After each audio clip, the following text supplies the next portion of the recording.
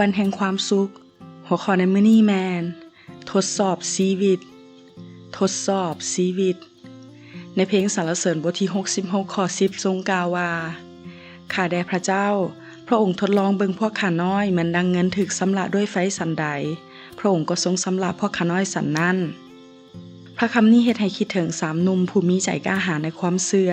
และมีจิตวิญญาณที่บริสุทธิ์คือซัดรากเมซากและอาเบดเนโกพวกเขาถึกมัดทั้งโตและโยนเข้าใส่กองไฟที่ฮ้อนกล้าพอบ่ยอมก้มกราบต่อรูปปั้นของกษัตริย์แห่งบาบิโลนขณะที่อยู่ในกองไฟบุตรมนุษย์เข้ามาอยู่นำไฟบ่ดับแต่พวกเขาบ่ถูกเผาไหม้แม้แต่เส้นผมก็บ่มีกลิ่นไหม้เลยการทำให้และการทดสอบจะเกิดขึ้นตลอดชีวิตแต่พระเจ้าจะเป็นผู้ควบคุมทั้งหมดพระเจ้าใช้อันใดทดสอบชีวิตแด่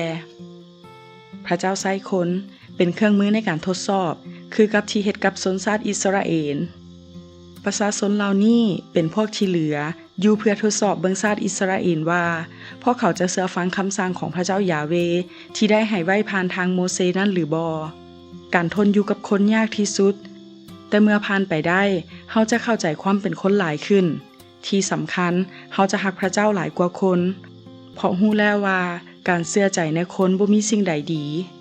อีกอย่างพระเจ้าห่วงแหนเฮาไว้บ่ให้รักไผหลายกว่าพระองค์พระเจ้าใช้ทุกสถานการณ์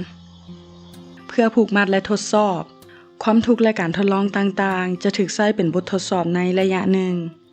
ความเชื่อจะบริสุทธิ์ขึ้นได้ต้องผ่านการทดสอบแล้วเท่านั้นอย่าให้ความเชื่อดับหรือไม่ขณะที่ถูกทดสอบการเชื่อในพระเจ้าผู้ทรงพระชนจะเฮ็ดให้ความเชื่อนั้นบ่ตายวันนี้ตอนนี้เฮาอาจกำลังถูกผูกมัดหรือถูกทดสอบ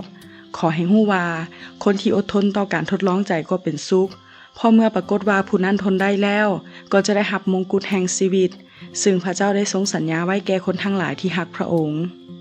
พระเจ้าจะบ่รอให้เฮาหลงติดกับดักในการทดลองนั้นดนเกินไปพอจับเวลาเบิ่งตลอดจงสู้ทนด้วยการอธิษฐานและจะผ่านพ้นไปได้เฮาทุกคนจะถูกทดสอบเพื่อให้ฮู้ว่า